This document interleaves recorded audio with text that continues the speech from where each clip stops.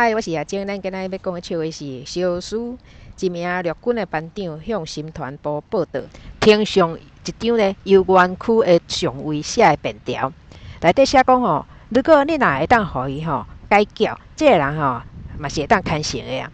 新的司令官就看这个班长，就甲伊喝休啊，讲你是跋啥物啊？班长讲我逐项都跋，我愿意以一礼拜的薪水做缴本，跋你正手边的过人卡有一粒记。